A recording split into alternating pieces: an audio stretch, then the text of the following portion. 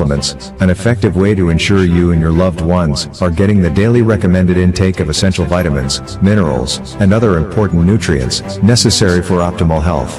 Naturally, we carry an array of health and wellness supplements. McDowell's Immune Booster enhances your body's defense to fight colds and flu, boosts your immune system, prevents viruses and other airborne diseases. McDowell's Colon Cleanser prevents constipation, helps in removing toxins from the colon, detoxifies the body, and regulates your bowel movements. McDowell's Prostate Health prevent the enlargement of the prostate, improve urinary flow, and reduce frequent urination, especially at night.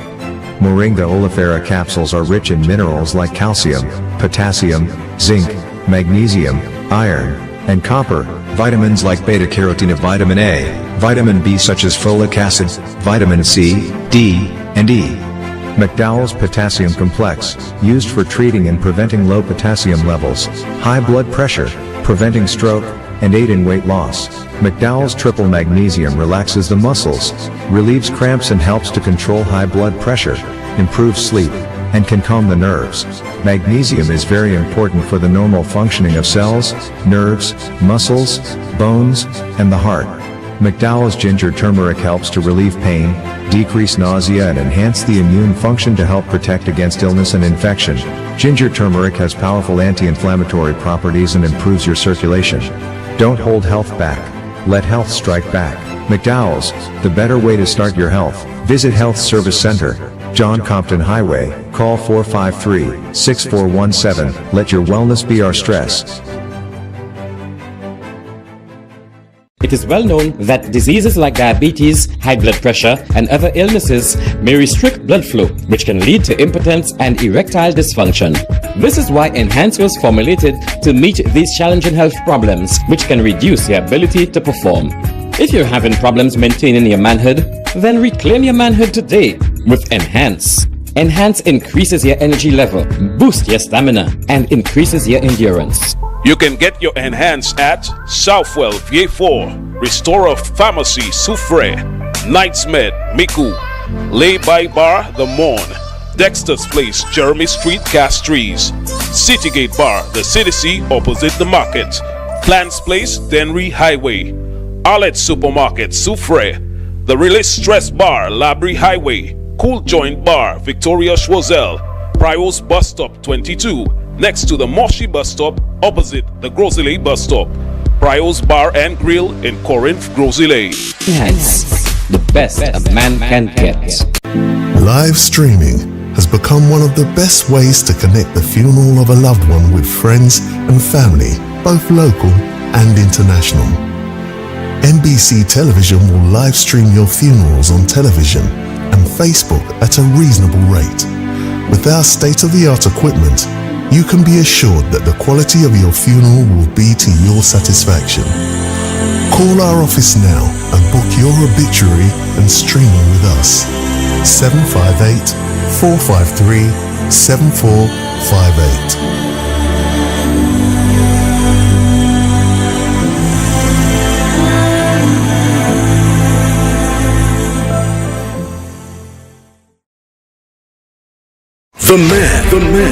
The voice. Your hero is back. Raw facts, no fluff. Shelton Daniel is here to deal with the issues. Big issues. 12:30 p.m. to 2 p.m. Monday to Friday on Real FM.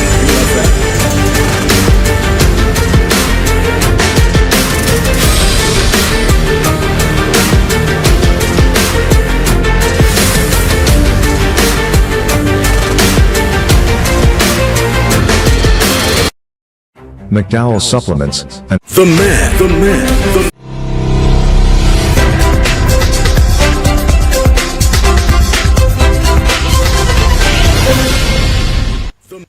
Thank you so much, everyone, for tuning in to The Real Issues with me, Shelton Daniel, your host and producer, alongside our technical operator, Alton Jaquan Joseph.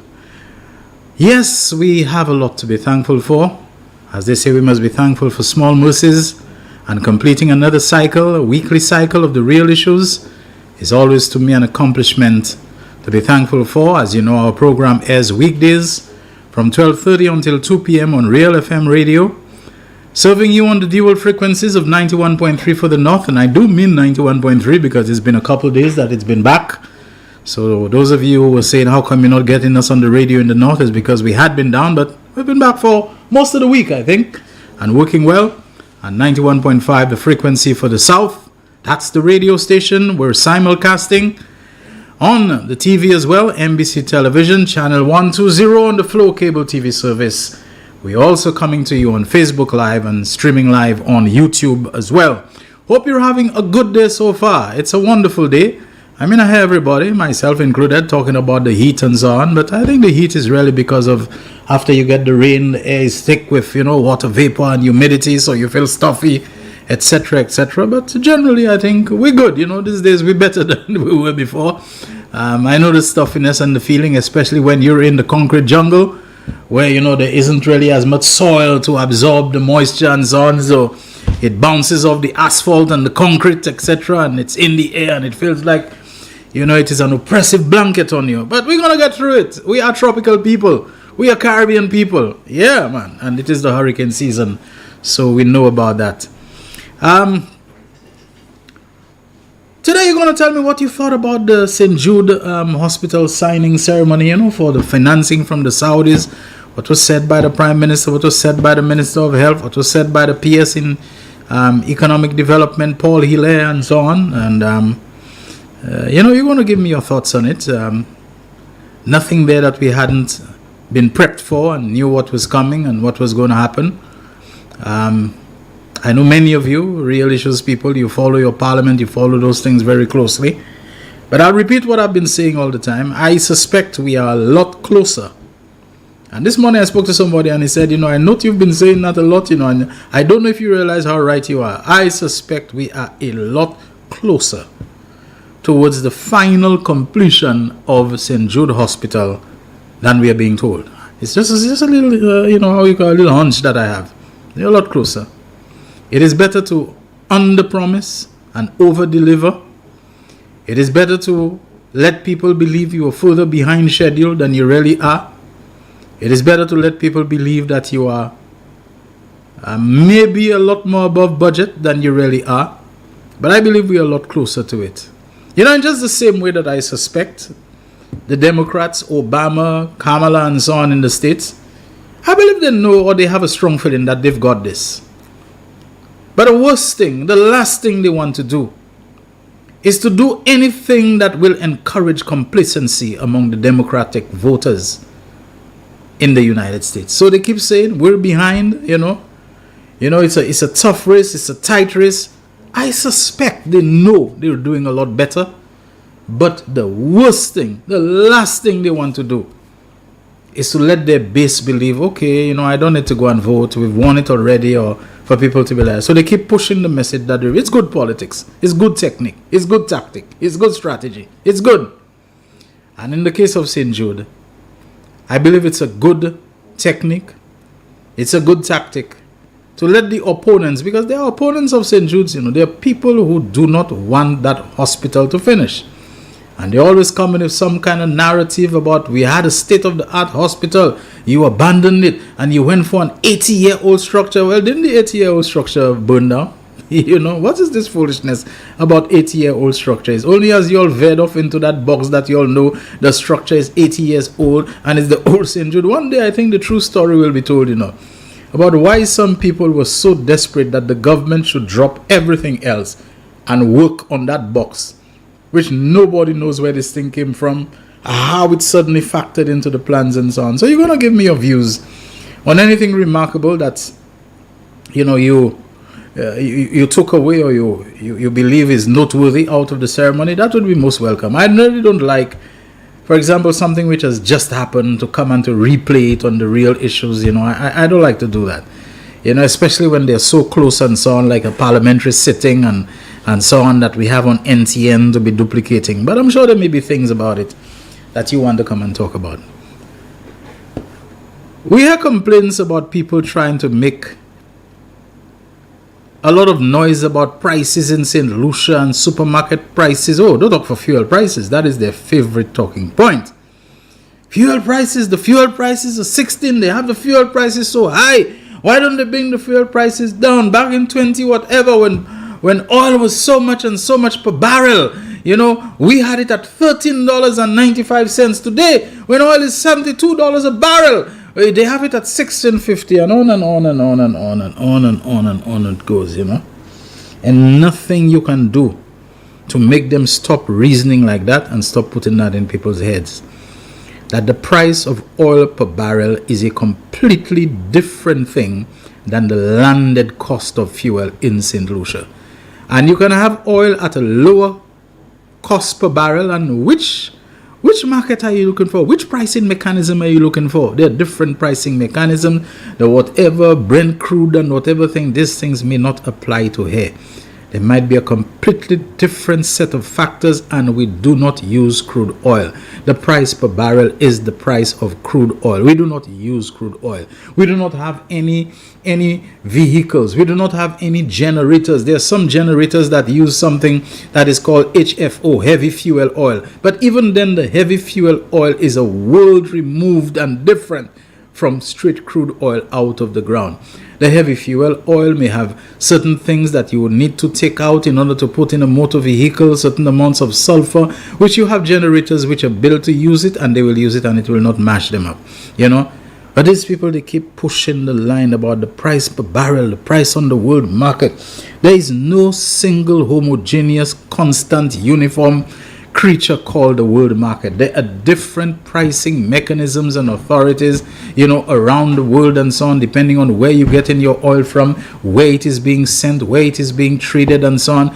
So they send tankers full of crude oil to places that have refining capacity, and then they refine it. Not so with St. Lucia. We need to get the fuel here already refined, by which we mean the crude oil has to be split into its different constituents, which include, for the main, diesel, gasoline, kerosene. You know, these are the different things and so on that come out of this heavy, thick, black thing that pulls out of the ground called crude oil. But they will keep on pushing that narrative over and over again. Oil, the price of barrel per oil was, when we were in office, it was $80 per barrel, but still we were able to sell the fuel for $13.95, as if it has anything to do with them. You can say whatever you want. You can't reason with them about the increased cost of shipping, about the increased cost of insurance, about the whole supply chain bottlenecks that we have in all the things that impact it and so on. No matter how much you break down the price to show them, look, the landed cost of the thing was $10.45, and then you had the addition of $2 here, and whatever for the government excise tax and whatever. But you know, the only problem they have with the revenue the government is making from it, they feel, is the excise tax. That's what they have a problem with. There's no VAT on fuel. They don't talk about the markup that the importers get, the Rubis or whoever they are and so on. They don't talk about the markup that the retailers get, the gas station people. How can they operate that without making a profit? But they don't talk about that, you know. They don't talk about that. The only thing they have a problem with is the excise tax of $2.50 or whatever it is the government takes, something that has been waived in the past so much by this government and so on. They don't talk about the pass-through mechanism. They don't talk that the pricing of fuel is one of the most transparent trade and commercial transactions you can see, and nothing you can hide there. It's all there, plain for all. You can go and check and it will be shown. You can ask Mr. Jamari, you can ask Mr. Cyril, you can ask endless other people, Mr. Glass, whoever it is, you know, for the pricing, and they can show it to you plain. You can ask Rubis, you can ask, there is very little wiggle room to say this one can price it lower and can cut the price and so on. It's only the government that Alan Shastney and the UWP feel has no right to make any money, to earn any revenue, to run the business of the country. That's the only one there. And even if you were to take out whatever the excise tax is that the government is getting, it will not bring the price of fuel down to $13.95 or whatever they say the price was in their time and so on. It will not. You know, it's not enough to bring it down to that price. Things are not the way they used to be. Mais on n'est pour continuer en laisse ça. On n'est pour continuer en laisse ça because on n'est pour faire mon quoi que gouvernement ça qui là ka fait bobol, yo ka jouer au coaching, yo ka voler, yo ka fait corruption, yo ka fait ci, yo ka fait ça. On n'est pour faire ça. And you know, Last night I was talking to an elder statesman of this country, and he said to me, you know whose playbook that is from? That is from the playbook of the man who was the propaganda minister during the 1930s and 1940s, you know, for the Nazi party. You know, that racist, you know, organization that brought the world to the brink of extinction, you might say, especially Europe, you know, 50 million plus people killed in wars that they started, and the brutality and the atrocities and the extermination. Yet this was the man who was most responsible for persuading, for convincing the German people and the Austrian people and people of so many other nations and regions that Adolf Hitler was the best thing that ever happened, and they should support him. He was effective. He was knowledgeable. He had a doctorate. It wasn't just that they called him doctor, you know, Dr. Joseph Goebbels. You know, this man was great at propaganda, and one of his favorite tools, which proved effective, was that even though something is not true, you keep on repeating it. You keep on beating people over the head with it, and eventually they'll come to believe it. Eventually they'll accept it. So you just continue. Joseph Goebbels, oh my goodness me, this man was effective. If you get translations of his speeches and so on, this man studied public and mass communications and refined that down to a very fine art and so on. He was great at it. The network that he developed, the way he set up national to make sure everyone practically had to be plugged in and hooked into those things. You can tell the lies. Just tell it. Whether it is that the Jews are responsible for all the problems of the world from the dawn of history until now, and the only hope that we have in solving this problem is that we must exterminate those people, or we must, marginalize them and export and deport them and enslave them, And you say this thing over and over and over and over again. And that is what is being attempted in St. Lucia. Donald Trump trying the same thing in America. Even if you know it is true, just continue saying it, continue pushing it, continue saying the election was stolen from us, continue saying how you want to make the country great again, as if there ever was a time that America was not great. Ever since the nation was founded, America has been a world leader, a world beater in its economy, in its military, in its, agriculture, in so many things. America has been a world leader and a world beater. But to come and push the line that the country was right up there and it has fallen flat on its wallet, flat on its bottom, and you must vote me and I will bring us back to a glory. What glory? Isn't that what they all do? There's always a glory that we had that was lost, and that I'll bring it back to you. In the case of Hitler and Goebbels, that, Germany was once this great country and it was stabbed in the back and it was robbed and it was cheated. Germany defeated in a war, and it ends with a treaty called the Treaty of Versailles, signed in France and so on. Oh, that it treated us unfairly. You went and you start a war, you get your butt kicked. It's always the winner who will dictate the terms and all those kind of things. Nobody knows. At the end of the day, they went into another war that they lost. They lost more territory. Germany today is a much, much, much, much smaller country, than it was, before the turn of the 20th century and all of that and so on. Always, and the same thing here in St. Lucia, promises that when you elect me, America will not require a visa because they'll say you come from a country that's doing so well that, there's no way you will maon in America. You'll go back. He said it before. You couldn't pull it off. You're coming back with the same thing, but you'll say it over and over and over and over and over and over and over again. And, over time you believe it. That is why I want to say to some of you people who, I'm in different chat groups if you all, and there's some of you who are of the opinion of, oh, we're giving that thing too much attention. Oh, we need to ignore that and focus upon the positives and the. I'm all for focusing on the positive. I think you all are being naive. You see this thing that came up recently with that CIP and those relentless attacks on Ernest Hilaire, and you know how the axis of attack shifts. One time it's you go after Richard Frederick over a piece of land at Banan, and you show how the land was valued at 3.5 and he sold it for 2.7. So where is the other, where's the funds? Where's the other 800,000? He must have stolen it right there. And you ask yourself, how does a minister steal money for the transaction involving the sale of public lands? How does he do so?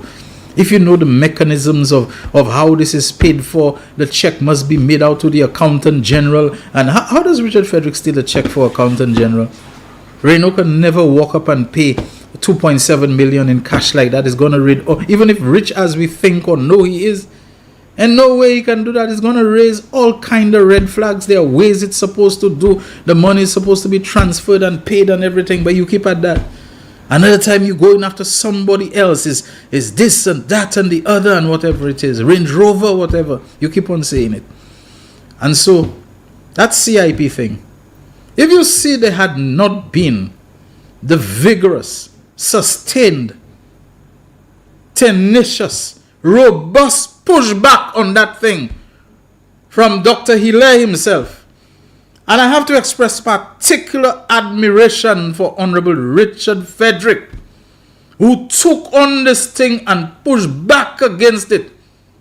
And I don't like to take credit, but I want to say that Real Issues took it on, and we pushed back against this foolishness. If you see we had not done that, all now so, they have St. Lucians who are indifferent and apathetic to that thing, rising up and baying for blood over something they don't even understand. This has been the mistake with too many people in the Labour Party. And don't worry about it. Don't worry about them fellas. When the time comes, people will judge the Labour Party by its what they used to tell me. People will judge the Labour Party by its performances. Big mistake. Big mistake. When you have this multi-pronged attack from Quay all over there, from talk show over there, from this over there, newscast over there, special interview over there, and they come in and they converging upon you, they will overwhelm even the perceptions and the sensibilities of people pertaining to accomplishments and achievements and what you have done and youth economy and so on. That is what it's intended to do. To overwhelm the better judgment of people by the carpet bombing, by the absolute saturation with the same thing over and over and over again, Joseph Goebbels style. Stop being naive, people. When these things come, you have to push back against it. And I want to tell you that the Martinez thing, in my opinion, that has run out of steam. It has run out of gas. It's close to falling flat. So now they're going to be looking for other things as well. And if the people who took it on, like I did, Dr. Hilaire may have been told by his lawyers, oh, don't say anything, but I think he very wisely said, I'll be measured in what I say. I'll not say too much. I'll not say things that will put me and the government and the CIP in legal jeopardy. But I cannot, as a minister who is responsible for a constituency, who is responsible for a ministry and all the portfolios that comprise that ministry, I have a responsibility to the government, to the parliament, to the constituency, to the cabinet, and to the public. I can't stay and don't say anything about that. I cannot. And I think he was correct, and time has proven him right. To the end that the main protagonist in this thing ends up showing his hand, his despicable hand.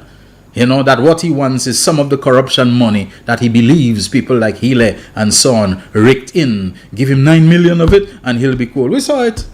And it's not been stated by him, it's been stated by lawyers. That's a powerful piece of evidence. Let him come with his lawsuit. And we must never accede to those who tell us, oh, man, don't worry that. Man, talk about that. Leave that alone. These are people who don't want to do the heavy lifting. You see the heavy lifting of standing up against widespread deception and deceit and propaganda and misleading people and wanting to blue people and wanting to mama guy people. There are some people that just don't have the stomach for it. They prefer to just bury their head in the sand and pretend like it's, I don't care with that. You cannot care with it. If you don't care with it, you're not supposed to be in that kind of thing. Go to your private little business or whatever it is and hide yourself there. But once you are in public affairs, and I'm not a public official, but I am a public affairs media person. I deal with public affairs commentary. I deal with public affairs topics and so on. So it's of concern to me, and I'm also a St. Lucian. I don't need to tell you I'm a patriotic St. Lucian. You'll see for yourself whether I love St. Lucia, whether I care about it. When I find people like Rijok and Martinez, aided and abetted supported and encouraged by such as Alan Shastney, you have to stand up for St. Lucia. You have to stand up and say, look, this dirtying of my country and making my country look like it had better be called Crapland instead of Island or whatever other name, that these people seem to want to heap on St. Lucia. You have to stand up, because all what they were talking about, loss of correspondent banking and visa-free access, all that they're concerned about whether St. Lucia will continue to be a recipient of the benevolence. Everything about them, that's the only thing they can sell about St. Lucia. That we become subservient, that we become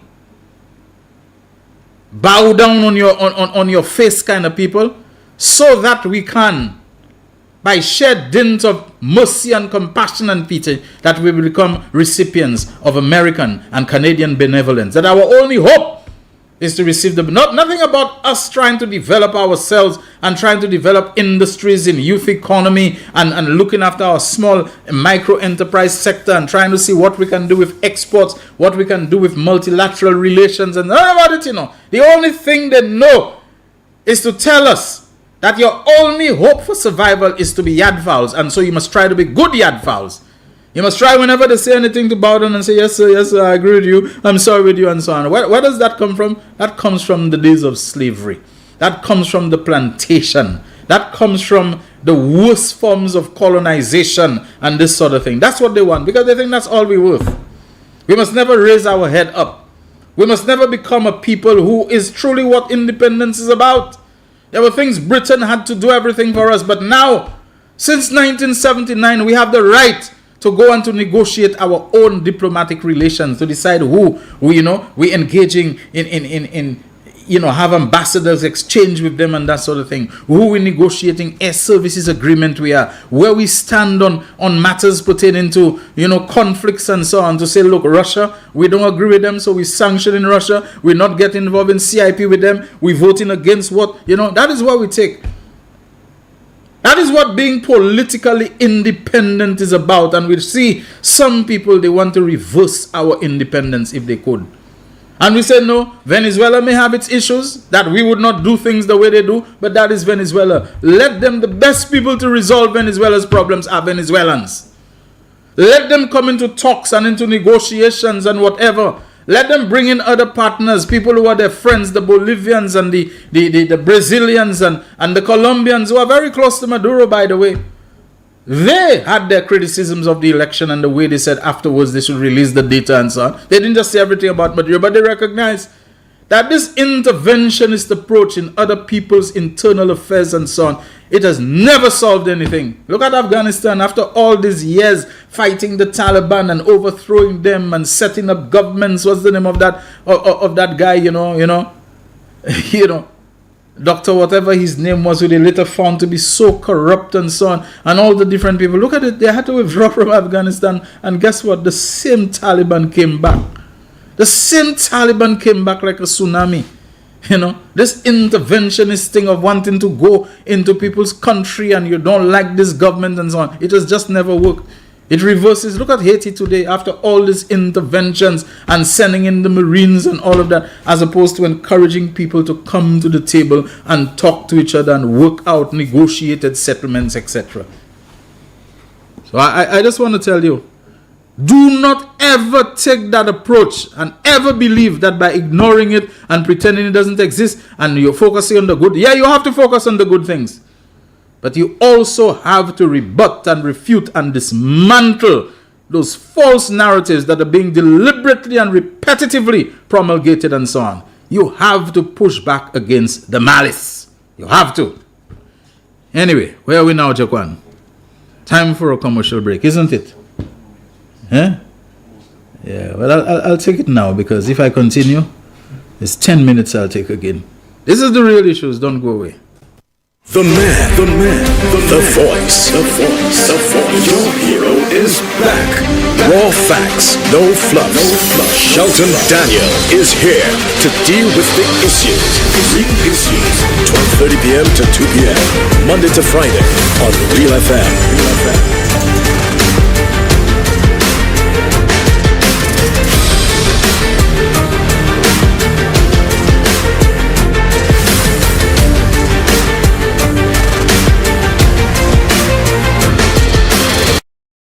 McDowell's supplements, an effective way to ensure you and your loved ones are getting the daily recommended intake of essential vitamins, minerals, and other important nutrients necessary for optimal health. Naturally, we carry an array of health and wellness supplements. McDowell's Immune Booster enhances your body's defense to fight colds and flu, boosts your immune system, prevents viruses and other airborne diseases. McDowell's Colon Cleanser prevents constipation, helps in removing toxins from the colon, detoxifies the body, and regulates your bowel movements. McDowell's Prostate Health prevent the enlargement of the prostate, improve urinary flow, and reduce frequent urination, especially at night.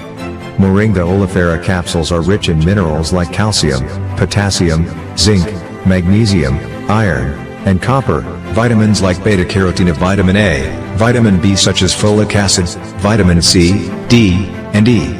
McDowell's Potassium Complex, used for treating and preventing low potassium levels, high blood pressure, preventing stroke, and aid in weight loss. McDowell's Triple Magnesium relaxes the muscles, relieves cramps and helps to control high blood pressure, improves sleep, and can calm the nerves. Magnesium is very important for the normal functioning of cells, nerves, muscles, bones, and the heart. McDowell's Ginger Turmeric helps to relieve pain, decrease nausea and enhance the immune function to help protect against illness and infection. Ginger turmeric has powerful anti-inflammatory properties and improves your circulation.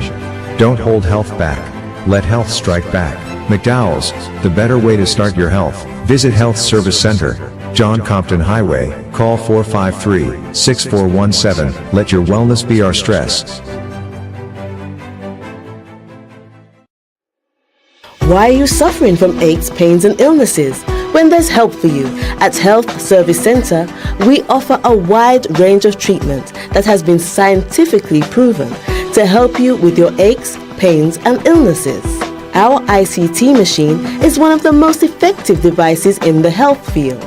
It has shown positive results in many health problems, such as back pains, shoulder pains, migraine headaches, pain in the knees and legs, poor circulation, arthritis, diabetic neuropathy, numbness in the feet, strokes and sports injuries. ICT, repairs, rebuild. The power to heal, the future of pain relief. The man, the voice. Your hero is back.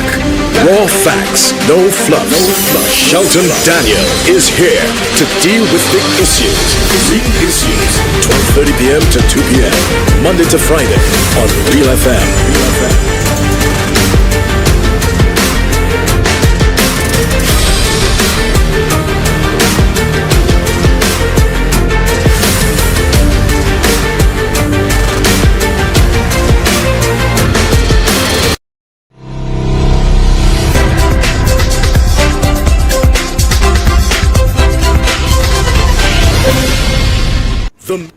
Folks, if anything goes wrong today, any tragedy, any accident, another fatal shooting, another fatal stabbing, it ends because today is Friday the 13th.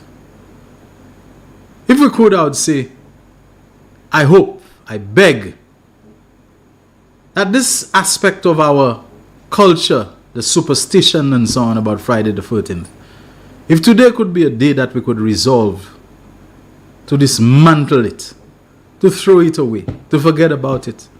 Because good things are happening today. This whole forward development of St. Jude Hospital is one of them. But let me sound a note of caution again. St. Jude Hospital is close to completion, but it is not yet completed. Authorities, Ministry of Health, project companies, engineers, builders, whatever, continue to be very vigilant when it comes with the security of the plant, with guarding the premises. There are very wicked, very evil people out there who, apart from being very wicked and very evil, seem to be very desperate. Completing St. Jude along the path which has been charted by Prime Minister Philip J. Pierre, Health Minister Moses Jean-Baptiste, Permanent Secretary Paul Hilet, and others, somehow threaten something that they have invested, that they had planned. And when evil people are desperate, they will do some very criminal things. Watch it. I don't know the works of it all, incendiary devices that you can throw somewhere that may be time delayed and so on, when everybody go, and that's when, it will catch fire. They might know the exact place, to send it for the best effect and so on, whether it's, engine oil or generator oil or fuel, whatever, that will get heated up and that will ignite and explode to try, the great tragedy of it burned down 15 years ago. Just when you're on the cusp of getting it completed, the rebuilding completed, that some people through well-coordinated action, sometimes duping people on the inside, sometimes bribing people on the inside, because some people flush with cash, They flush with cash, the money that they took from the people of St. Lucia, the money that they stole, the money that they embezzled. They got a lot.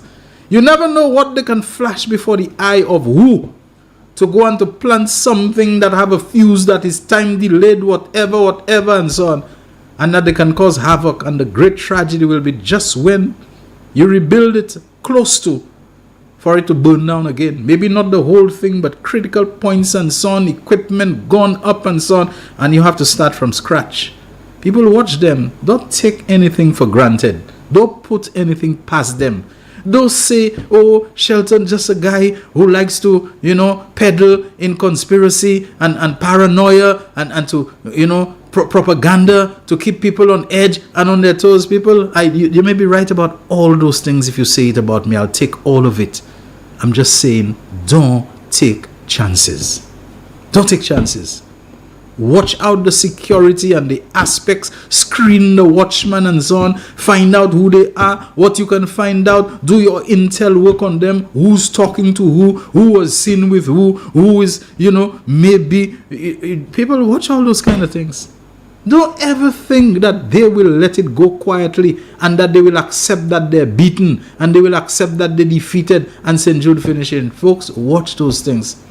Even watch St. Jude while it is still at the National Stadium down in Vieux-Fort.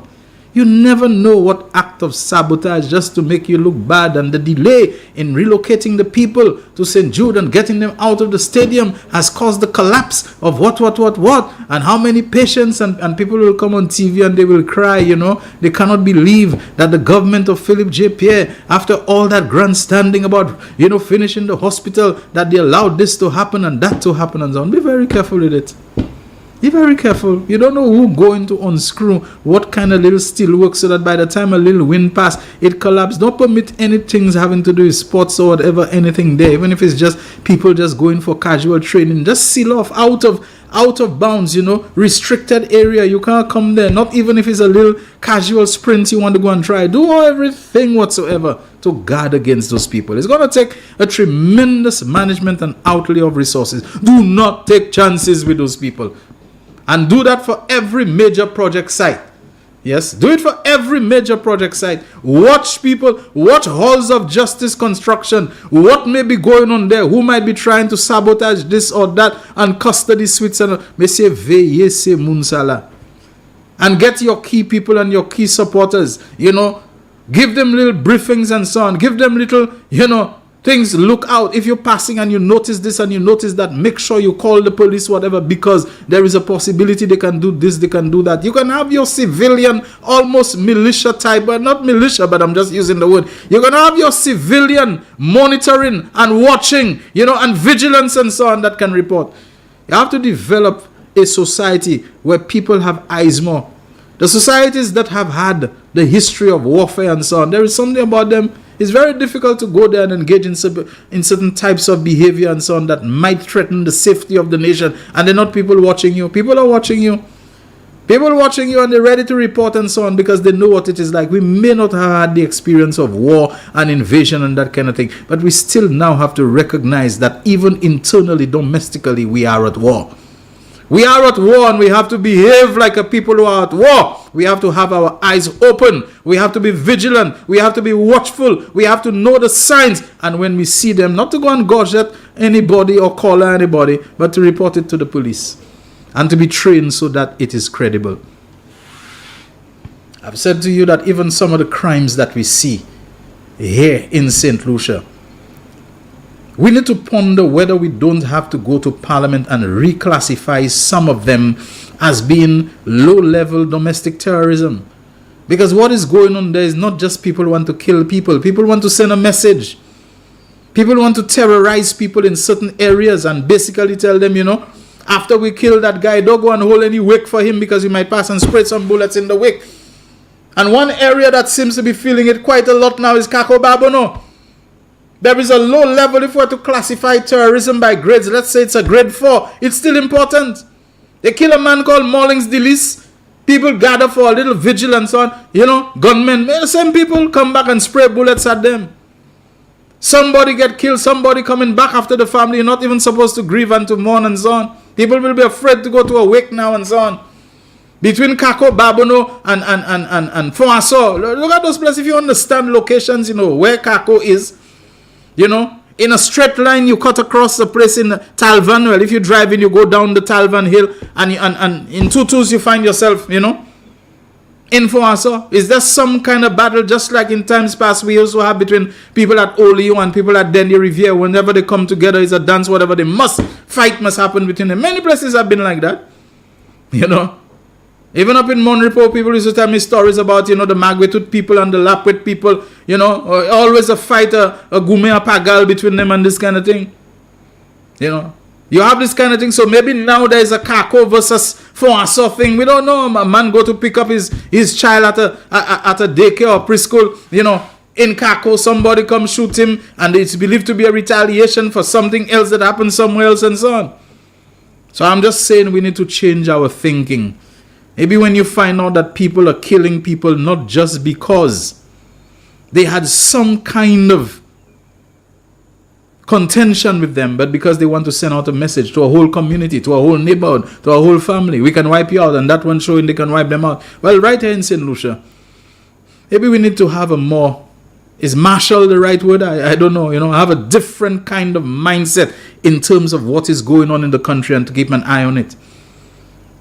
Public projects and so on may be things that people are targeting, because if you complete that, it means you ain't going to have to rent from me. And the big money I was making, my family, the whole shareholders and so on, we're not going to get it. So if we have to mash up something, let us mash it up. Some people are great at burning down things, They're great at burning down things. They might be great at blowing up things too. They might be great at putting dynamite there or whatever it is. They might have huge stockpiles of it and we don't know, because they're the ones who have boats and who have this and who have that and so on. You don't know what they can get on the sea, what they might be able to plant in what place to create a tragedy, etc. And they have their story ready. You got to watch them, people. Anyway, what I wanted to read for you. Don't take anything for granted. Don't ever take for granted. Evil thinketh as evil doeth, but at the same time, you sometimes have to watch certain people and try to put yourself in the evil minds. And to tell yourself that what you have seen and the desperation you have seen, what might they try?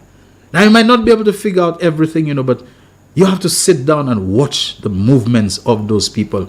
All these recent overseas travels is always people going up there to New York for a day and they come back down and then they go back to Florida to meet with Martinez and then they come back down and they go up to Canada, a whole lot. There might be a lot more than just the love of travel, because it ain't just the one man who gave us a sign that he wanted to live in the air, is he and this one and that one and so on, and the cast of people. All these travels, what it is that they're trying to plan and coordinate.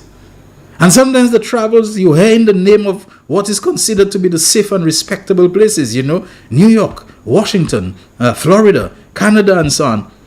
There is a technique that wicked, terroristic people use, which is known as broken travel. Broken travel. Yes, they go to those places that they announce, but in between there may be stops that they don't mention. A stop in Jamaica, a stop in Hispaniola, a stop in this place, a going to Panama, and this kind of thing. You never know. You never know what is being coordinated there with this broken travel, where they disguise a lot of the stops and the intermediary places that we don't know about. What it is that they're gathering there, what it is that they're assembling there, we never know. We have to watch them. There seems to be a lot of traveling taking place. You never know. And with names like Martinez, with names like Rijok. Ken Rijok, this guy was a money launderer and drug trafficker. He did a lot of drug running and gun running, you know, for mafia and Colombian drug lords and this kind of. This Rijok fella, you know, he claims he's reformed now or whatever. But Rijok may have a lot of contacts in a lot of dangerous places of people that he can do a lot of recruitment, that he can put people in touch with certain very unsavory, you know, criminal characters and so on. Be very careful when you see them, you know, they hobnobbing with Rijok and with Martinez and so on. Who might those people be putting them in touch with? St. Lucia, watch yourself. The government appears to be sailing smoothly. There is a lot of confidence in and support for Philip Joseph Pierre. And some people realize that in a straight fight, getting into the ring of elections with him, they don't stand a chance. What might they try to do? Don't put anything past them. Chairman of the Barbados Chamber of Commerce and Industries, BCCI Revitalization of Bridgetown Committee, Eddie Abed, advised that consumers should act quickly to avoid higher prices on commodities as retailers adjust to rising shipping costs. Freight charges, which have fluctuated throughout the year, are on the rise again, driven in part by the approach of the holiday season, he said. The cost of freight has not come down, the fabric store owner told Barbados Today. At the start of the year, a 40-foot container was running for about $5,000 US, which is 10,000 Barbados dollars. At the peak of this year, it was around $12,000, which is 24,000 Barbados. It went down and then it started to go back up because we are going into Christmas. It will affect bottom lines. It will affect the cost of goods. Going forward for Christmas, I can only warn that goods that stores already have in stock take advantage because they have been priced at lower freight. The newer goods are going to be more expensive. Abed's warning was echoed by BCCI President James Clark, who pointed out that while the impact of increased shipping costs would vary depending on the value of the goods, consumers should expect price hikes on many products. Freight rates have increased significantly, but it depends on what percentage of the entire value of your shipment is freight, Clark said. If you have a very high value cargo, the additional increase will be there, but may not be as noticeable. But if instead of being, say, 10% of the value of the shipment, it is now 20% or 25%, then you're going to find an increase for sure. That is a significant bite, and that gets passed on to the consumer. You have to pay duties on that, you have to pay VAT, and all of those things, so the knock-on effect can be quite significant. Global shipping costs have been affected by several factors, listen to that, including the ongoing Israeli-Hamas conflict in the Middle East. Vessel owners have faced higher insurance premiums. As the risk of cargo loss has increased significantly. In addition, trading routes have been affected as ships avoid high tension areas, leading to longer journeys and higher fuel costs. One of those people who could have gone through the Suez Canal are trying to go all around Africa, you know, pick Cape of Good Hope and so on, because why? This thing in Yemen, they don't want to pass anywhere close to it where, you know, Houthis in Yemen are firing rockets and drones and whatever at American ships and so on, you know. They try to avoid it, but that's a much longer route to go all around Africa. They try to avoid places of high piracy, the Somali pirates thing and all of that. They try to avoid all those conflict zones, and it increased the cost, fuel cost, whatever for the ships and so on has gone up. You heard about it, insurance and all of that. Barbados, just over there, you know, just over there. And the fuel price in Barbados is higher than here, you know. So, you know, to those, Barbados, the fuel cost in Barbados is higher than it is here and has been for some time. They're warning people brace themselves for higher cost because of all the things that importers and shippers and so on have to pay for. But some people trying to make us believe that does not apply in St. Lucia, that there's something that they could do to lower the price, and they're not knowing. Well, come and tell us what now. We don't produce oil, we don't have oil, we don't refine oil, we do everything we depend on is import. And the price of oil is so transparent, there's nothing you could hide. You can't hide nothing, much less $6.80, which up to now they can't tell us, you know, where that $6.80 is. Anyway, folks, the telephone lines are open for your calls. The WhatsApp line is 758-487-9849. That's 487-9849. And the direct line is 4533-911. As I wait for the calls, let me just say something. I've mentioned about what happened, and the Prime Minister mentioned it too. What happened to the St. Lucian economist Dr. Hyginus Leon, also called Jean Leo, at the Caribbean Development Bank? This attack on a St. Lucian, which many of us don't think was coincidence. Folks, I'm going to tell you something. We have another St. Lucian very highly placed in the regional institution, namely CARICOM. He's the Deputy CARICOM Secretary General, Dr. Armstrong Alexis. I haven't heard of anything being directed against him, but we need to keep our eyes and our ears open if it is a targeting of St. Lucians, so that if they start to go after our Armstrong Alexis, that very early we will raise our voices and we will say something. If it's somebody who trying something, because I suspect it is somebody who trying something, and I think I know who. We have a call on the line. Hi, good afternoon. Real Issues. Yes, good afternoon. How do you do, sir? I'm doing okay. How about you? Well, keeping my fingers crossed. We must never underestimate Alan. Never, ever, ever, ever. Alan will do whatever it takes. Even it is to use one of our own people to do what he has to do. There is nobody in St. Lucia that has a stupid phone anymore. A member of my family told me he does not like smartphones. He likes the stupid ones. And he called me day before yesterday night. Oh, I'm in it too, you know. I got a smarter phone than yours. I said, good for you. People, anytime you all realize something that looks fishy, don't go close to anybody that they can shoot. Take a photo. Call somebody. Say something. When you take a photo, don't keep it. As soon as you get the photo, share it immediately with somebody. So if they happen to come and target you, it's already shared. So it's like what they did makes no sense. Once you get it, share it. Just press share. 1, 2, 3, 4 people. They shoot you, they take your phone, but it's already shared. So don't bother with that. You know what happened? These guys are desperate, and what you have been preaching for the past how many years now, it is so true. If they have to sabotage St. Jude to take over, they don't care people suffer, that they can come back to the box and bleed the treasury. And who will pay for it? Not them, but St. Lucians. St. Lucians, keep your eyes on the real price, because I'm telling you, I realize Alan has gotten desperate, more desperate, since he has been leader of opposition.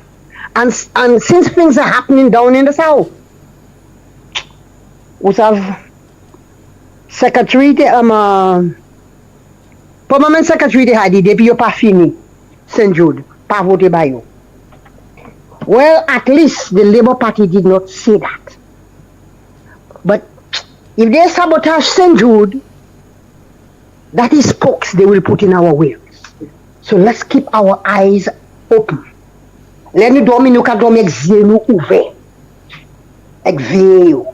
Have a good day, Shelton, and have a good weekend. Thank you. Thank you very much for that. Thanks a lot. All right. 758-487-9849. That is the WhatsApp line number that you can dial. And you can also reach us on 4533-911. All right. Yesterday I finally found where the passport office is. And I mean, it's so close. So near to the boulevard. But with all the shifting, the last time that I needed to have my passport renewed, I was still in Antigua. So now that I need to have it renewed again, I went to where I knew the Lamar building where I had gone to renew for somebody, but they were not there, but they still have the signed immigration department, so I don't know whether there are still some services being held in the Lamar building. Then I got to know when I went yesterday that I was told, no, today we only do collections. It's on Fridays that we do applications. But every day you go, there's a considerable line. I didn't try again. I said if they still open past the end of the real issues, I'll try to see if I can get there. But I really understand, what some people have to go through, because while I was there waiting until I was told that I couldn't be served, it started raining and there's no gazebo or any kind of overhang or anything like that, that you can shelter from and so on. So people were starting to get sprinkled. So it can be a little bit uncomfortable, I'm sure, for many people, but I'm sure we'll get by. You're on the air, caller. Go ahead. Good afternoon, Shelton, and good afternoon to your viewers and listeners. How are you doing? I'm good. How are you doing? Okay. Have you done your headstands for today already? No headstand. No headstand. It's a very daytime. It's a very good exercise, and it can be done. It's still daytime, man. You say the exercises for when it's not so hot. Okay. All right. Okay. Wow. Now that's a thought. Go ahead. Shelton, well, it's just always coincidental that I don't tune into the show on the other side, but I happened to be in a vehicle a while ago and where I heard little snippets. And there's just two things. A caller to that show actually called on the Prime Minister, and he said that when a Prime Minister says that they'll do something about crime, and he referenced something Timothy apparently said that if elections were to be called right now, the Labour Party would lose in a huge manner just because of the crime rate. Who said that? Who said that? Who said that? The host? Who said that? The host or the caller? The caller was quoting the host, okay. apparently. Okay. On a previous show. But right. he also said that, that this Prime Minister said that he would do something about crime and he needs to be fired. So I'm going back to a statement. It just reminded me of a statement that a former Prime Minister made, and he said Kenny can't, but he will. Mm-hmm. So it's amazing, again, the projection which emanates from that side. Everything they try to accuse this administration of, they themselves have been guilty and are guilty of it. But, secondly, was just to point to the pettiness of the host. I happened to hear him say that the Prime Minister, and he did play the clip, that the Prime Minister in a press briefing some months ago, or in July or whatever, said that this CIP thing, that's the last thing he's going to say about it, I think at a press briefing. Then the host continues to point out, as petty I call it, that in subsequent press briefings or in subsequent statements he spoke about the CIP issue. Now, for me, if that is what we're going to focus on as a talk show host, and without anything of substance, it's best you get up the air. It's just amazing that they have nothing else to talk about, but they will grasp at straws just to try to make the great white dope look like somebody has substance. But Shelton, have a great weekend, and to your viewers and listeners. Thanks, you as well. And I'll see you at cricket on Sunday, yeah? All right, I hope so. All right. But not the way you fellas have been playing, All right, okay. All right, we have a couple more calls that we can take before we go into the commercial break. It's about 28 minutes after. The numbers to dial 758-487-9849 and 4533-911. All right, folks, I just want to say that this week when the House of Assembly met, both in the House and in the Senate, there was a bill that was being considered. I think it's the cooperatives bill, and I'll come back to that in just a moment. Yeah, hi caller, you're on the air. Good afternoon. Good afternoon, Shelton. How are you doing? Malar, man. Olar. We, man. Timadu, sir, man. Mm-hmm. I am in agreement with you. In absolute, complete agreement agreeing with you regarding saboteurs. We have a lot of them. And we must never, ever, ever put anything past anybody in this country, especially now. They said we must declare war on anybody that's going to take us for a puppy show. And we must guard jealously the completion of St. Jude Hospital. We must, because if it is one thing they believe that will give them some measure of relevance, some transportation back to being seen or having to lead this country again, and it's going to be St. Jude, they will do almost anything to stop it. We must never forget that they never wanted to complete St. Jude, but to milk the bull of St. Jude. And Shelton, I recently saw a video of a woman who does not know St. Lucia, who did not know of St. Lucia prior to Julian Alfred. But she is here because of Julian Alfred. She decided to take a trip. Oh yeah, I saw that. Yeah, I saw that. Yes. Okay, I don't even have to say her name, but the fact that she's an American in St. Lucia and she is marketing St. Lucia, using the image of our flag on our beach. Marketing St. Lucia. Ipa na ye pou gen. Ipa pièce gagne. En ça. Mais ça encourage moun. Fini cette liste, oui. Ipa kaimade qui gagne. Qui en ça? Ok? Mais il can vendre cette liste parce qu'il aime cette liste. She fell in love with St. Lucia is what she said. And then we have a man who's supposed to be holding St. Lucia close to his heart, saying all those negative things, doing all those negative things, contacting all those negative people to help him do and say the negative things about St. Lucia. Right? That is happening now. Let us watch these people. Watch them closely. Shelton, enjoy the cricket if you're going to go. Shelton, enjoy the rest of your week. And have fun at cricket. Thank you. Bye-bye. Thank you very much. Thanks a lot. All right, I think if we don't have anyone on the line presently, Jaquan, let's go for the commercial break. When we come back, we'll take more calls. And I think today I may have some time to read some of the messages. The voice. Your hero is back. Raw facts, no fluff. Shelton Daniel is here to deal with the issues. 12:30 p.m. to 2 p.m. Monday to Friday on Real FM.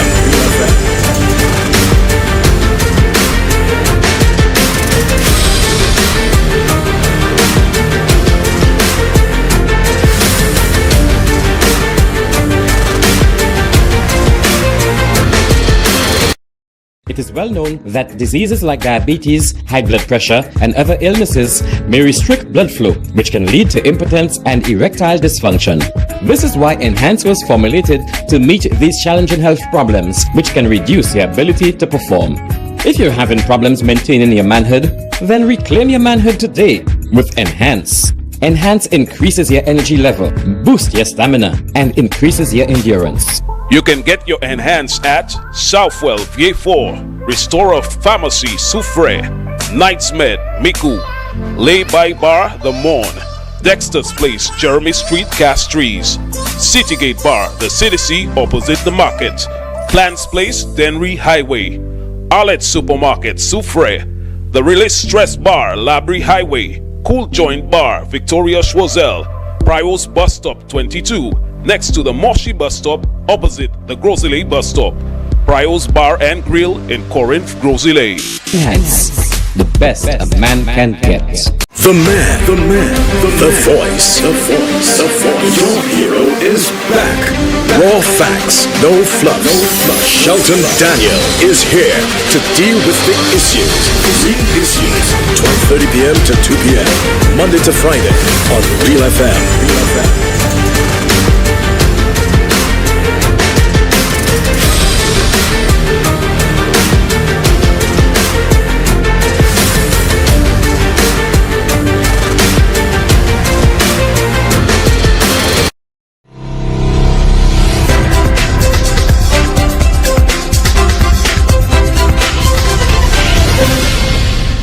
Let me say good of you on the Facebook Live. I often don't find the time to acknowledge you, but Agatha's Love, Al Henry, Pinky Didier, good afternoon to you all. We heard from Miguel on the phone. Bernard Haynes says, only yesterday my son came home trying to explain crude oil separation to me. Typical Miguel couldn't leave that one alone. He replies, Bernard, you must be a flambeau. Oh yeah, it kind of reminds me of those days where we used to go au flambeau looking for crabs or something in the night, and our torch was a piece of tire nailed to or tied to a stick, and you would light it and it would slow burn and last for a very long time actually, a good strip of tire and so on. And we would go by the river or wherever it was that we were going to au flambeau, where you would find creatures of the river out, oblivious to, because it's nighttime of course, so you could with your cutlass slash a zanji or something like that in the water. And so on, those were the days. One day do we even have rivers where you can still go under that? Good afternoon to Solange James and to Jean Francis Francois. Terry Alex says, Bernard, I am yet to see the fighting spirit in some labor folks. And Jane answer says, anyhow, everybody can't fight. Bernard says, when we fight we win. All right. He mentions, I think, with regard to this CIP thing that they, like I said, this thing has fallen flat already. It's run out of gas, run out of steam, and so on. Only one of them still there trying to beat a dead horse. Garfield Olivet, I think it's Oliver, aka Quem.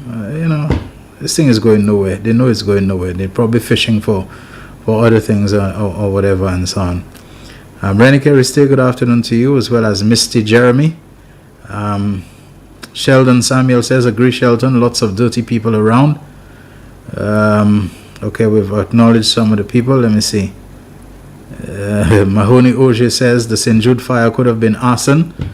And Matheson St. Rose replies, a rhetorical question, who was in power? Shake my head. There's been nothing to suggest that it was, folks. After all those years, I'm sure something would have come up, somebody would have talked, something would have been pointed out.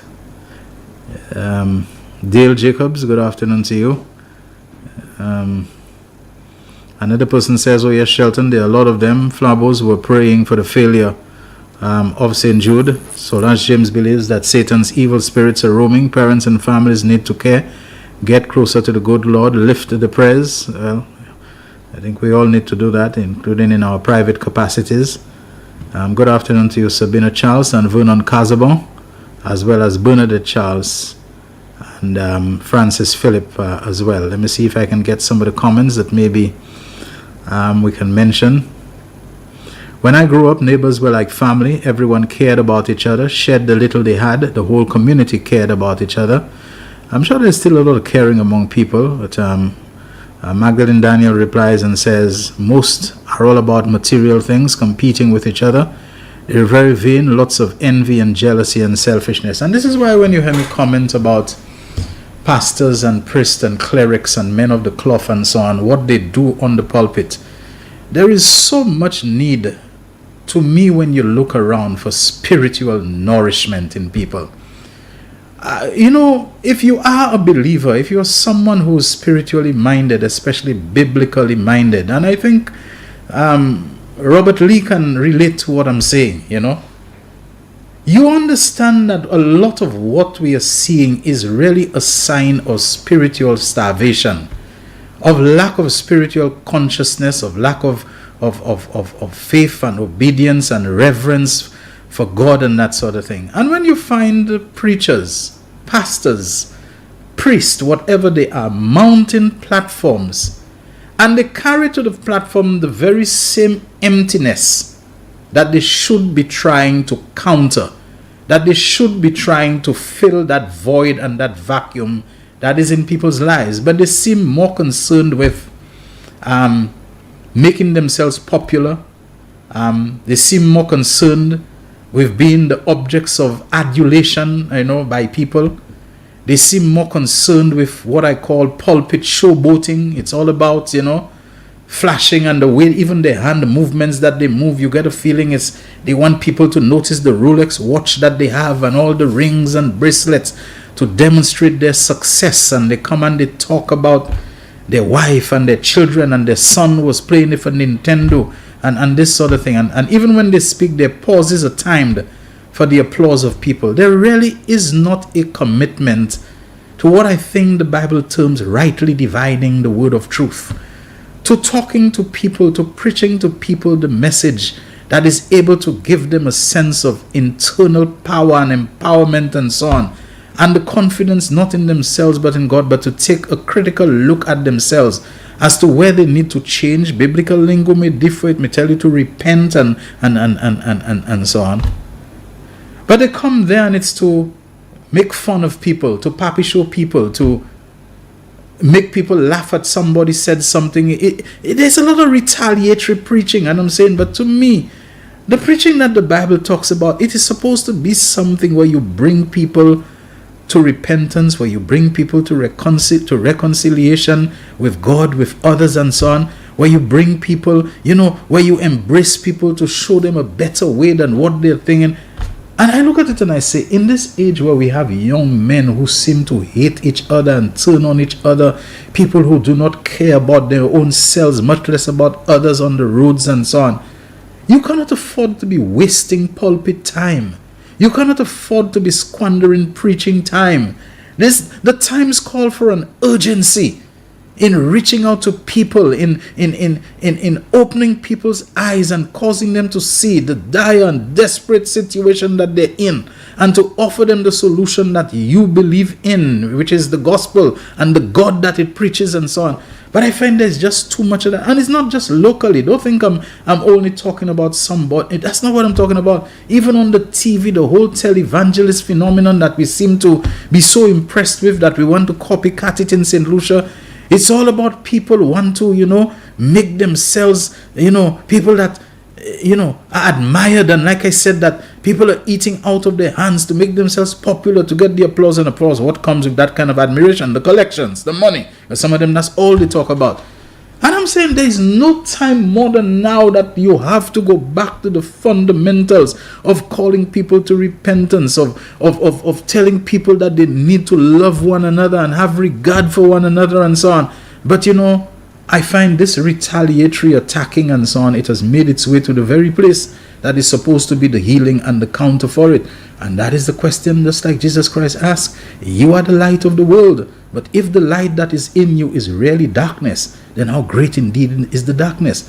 If those who are supposed to bring the message of light and reconciliation and peace and forgiveness and salvation, that they themselves are descending into the darkness of having hatred, and the pulpit becomes a place to méprisé people and to hit back of people who criticized you and to do the showboating and the showing off of your wealth and your success and this kind of thing. It's a place for mépris and that sort of thing. Then my goodness, if where are we supposed to get the light from? If that light has descended into darkness, then how great indeed is our darkness. This is why I was, thank you very much, Solange, for sending this message and for talking about the need for us to care about each other.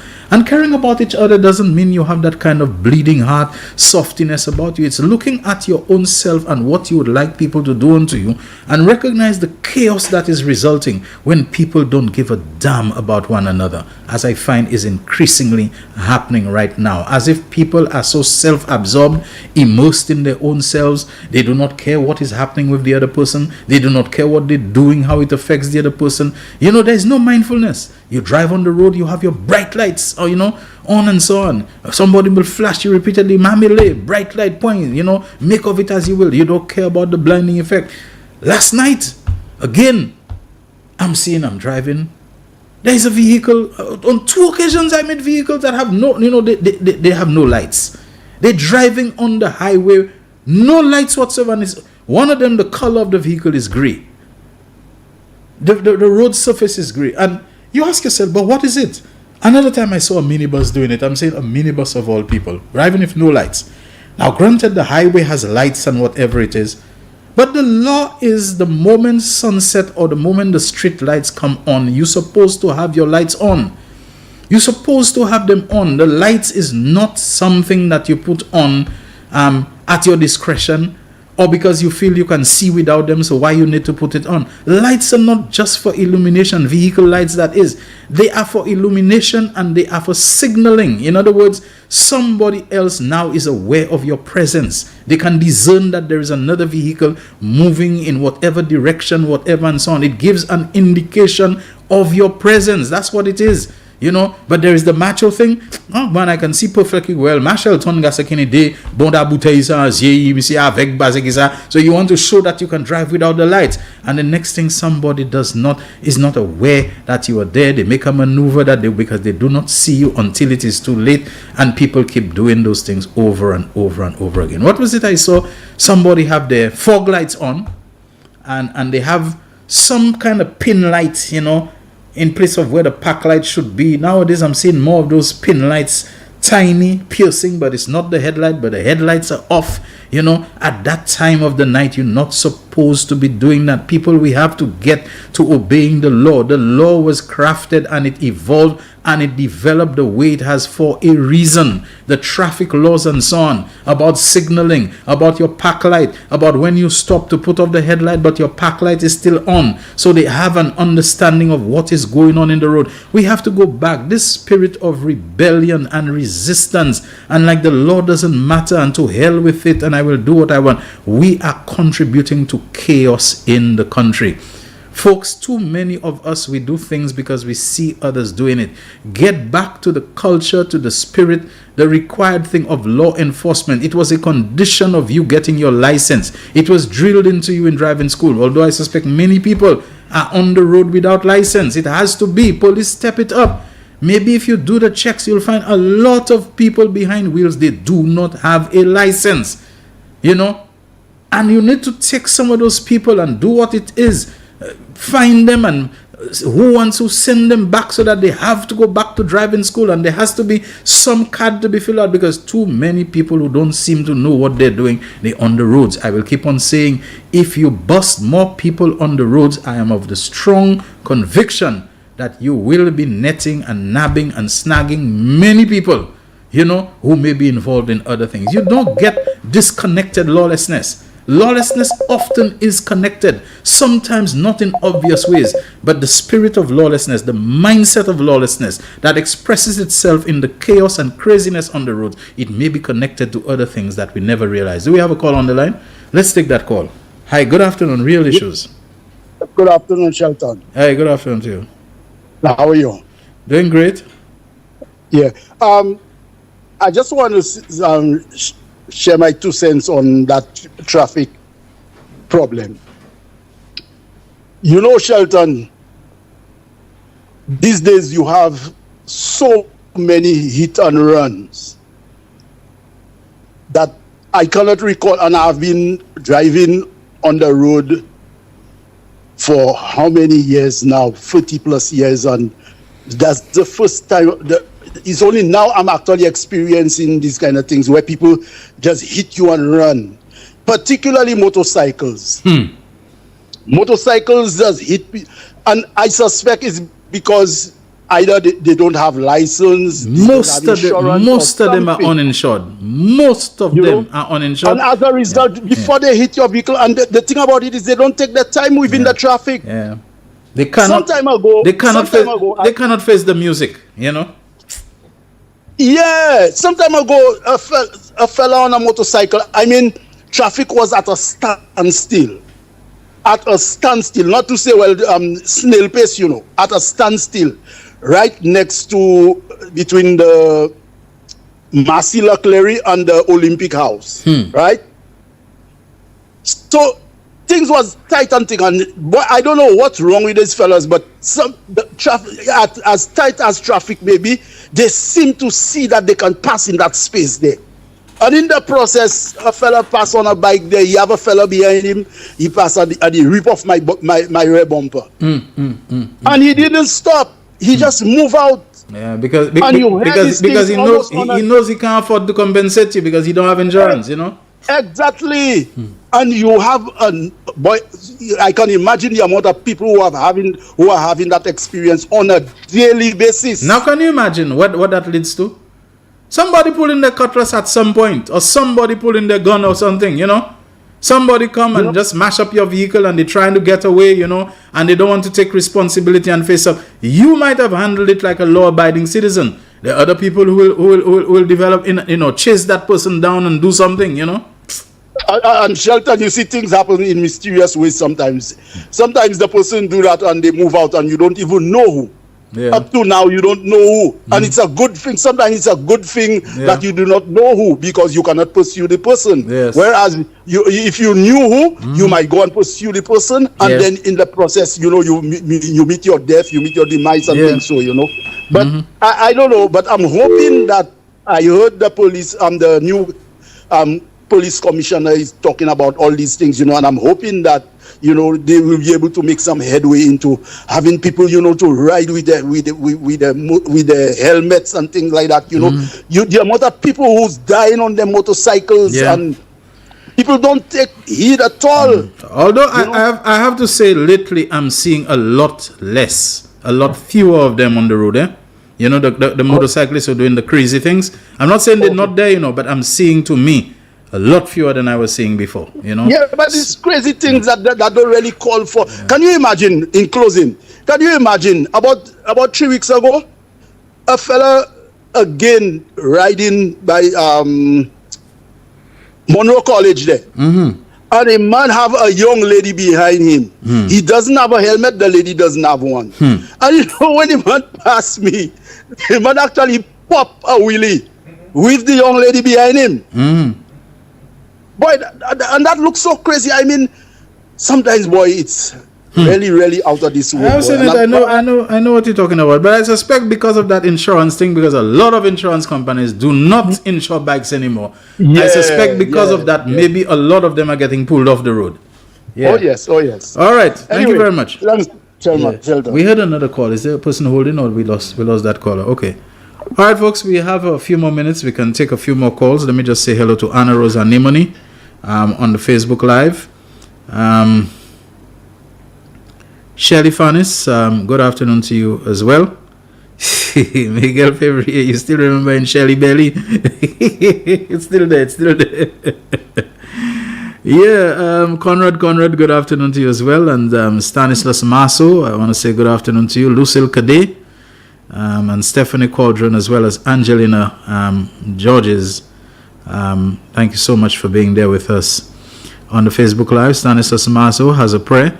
He says, thank you, Lord, for waking us up today. Amen. Thank you, God, for the St. Jude Hospital. One day everything will be okay. One day at a time with Jesus.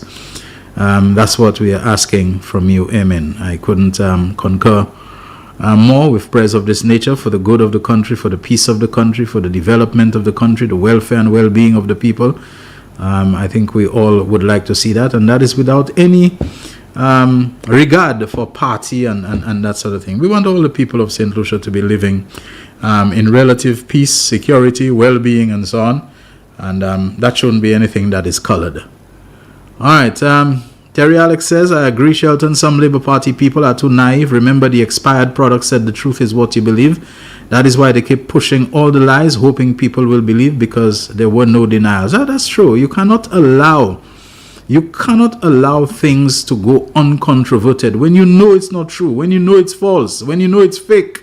You have to take it on, because when it is being purveyed and propagated in the public space and it is uncontroverted, it is unchallenged and so on, there is that kind of default assumption that it must be true. It must have some truth in it. Otherwise, somebody would be saying something against it. Cleaver Williams, good afternoon to you, as well as Francis Phillip.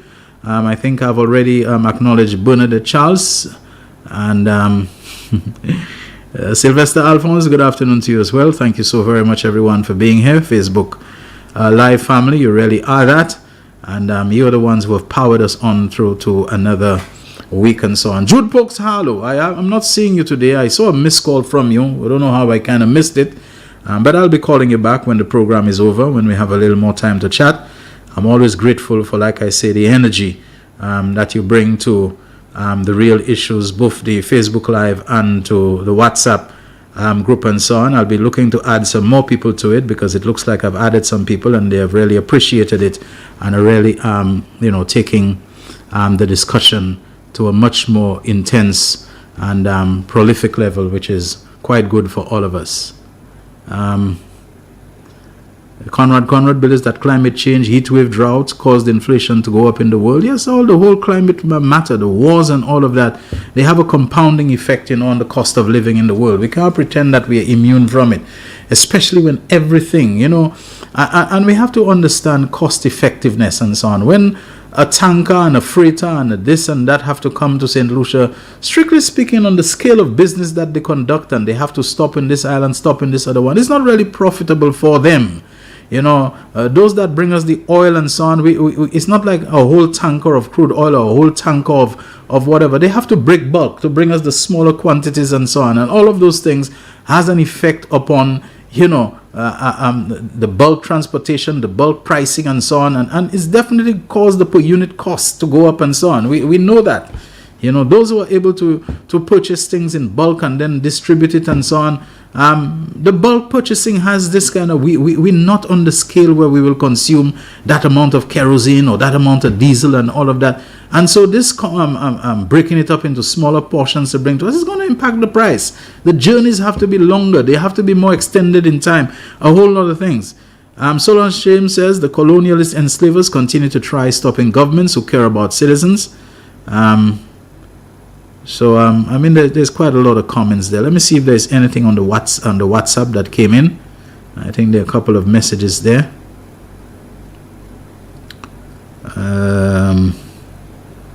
I did see a nice message earlier on the WhatsApp. I'm trying to see if it's there. All right. One person said, Trump's latest outrageous and reprehensible conspiracy theories about Haitians, which he refuses to retract, affect all Caribbean Americans. We look alike, we sound alike, especially Haitians and St. Lucians with our Creole. We and our people in the U.S. cannot just mock Trump, but take what is being propagated very seriously. He's a dangerous man with autocratic ambitions and supported by a racist who want to make America white again. I love that. They want to make it white again. This great again is white again. All the non-black people and so on, push them in a corner. The added danger at home is when tropical Trumps employ that same playbook of lies and deceits to divide our country, and the bait is stupidly taken, on guard, at home and abroad. Another person says, totally agreed, read the need for substantial spiritual guidance today. Recently, here one priest seemed to be revealing sacrosanct confessional matters, while another berated the son of a cultural icon for singing a tribute to his father in church, and people clapping appreciatively. Across the denominational divisions, much room for improvement. We leaders are all weak, but we can all do better. Thank you very much for that, sir. I couldn't have said it or wished it better than that. Another message says, let me see if I get that right. It says, good show. Bravo, I wish I could speak English like you. What English I could speak? Nothing greater than average. Shelton, you're scaring the hell out of me. I share your fears, but I also hope that it never comes to pass. Well, if it's hell, I'm frightened, I'm scaring out of you. I'm doing a good thing, am I not? You don't need hell inside of you, do you? It's common knowledge that the father was engaged in shipping guns from Colombia among batches of cement. Sinking ship when the insurance company told him it was his last year because the ship was past its seaworthiness. Using the insurance settlement money to invest. I think what's said there may point fingers somewhere, and I didn't know where it was going until I saw supermarket, whatever is named and so on. So I wouldn't want to go down there. I don't like to do that to anybody, especially when I have no evidence or proof of it and so on. There's a lot of hearsay, especially among people who are regarded as we would say it, larger than life. No matter who the person is, I want to do unto people as I would like them to do unto me. Shelton, I totally agree with you. We need to push back. We need to take Shasney and rebuke him in the name of Jesus. All right. It's quite a bit here on the Facebook Live. But we've reached the end of our program. It's 1:59. I'm afraid I can't go over the time. It's been a great week, I think. A very busy one, a very packed one. Thank you very much, Jaquan, for doing a good job at the controls and with the calls. Thank you very much, everyone on the WhatsApp group, on the Facebook Live, and elsewhere for being part of this wonderful interaction. God willing, let's do it again next week from Monday, same time on each day from 12:30 until 2 p.m. The Real Issues with me, Shelton Daniel, now signing out. The man, the voice. Your hero is back. Raw facts, no fluff. Shelton Daniel is here to deal with big issues. Real issues. 12:30 p.m. to 2 p.m. Monday to Friday on Real FM.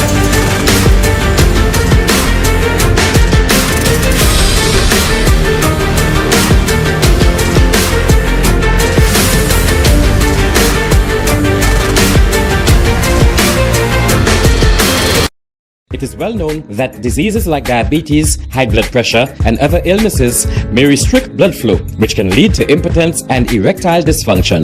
This is why Enhance was formulated to meet these challenging health problems, which can reduce your ability to perform.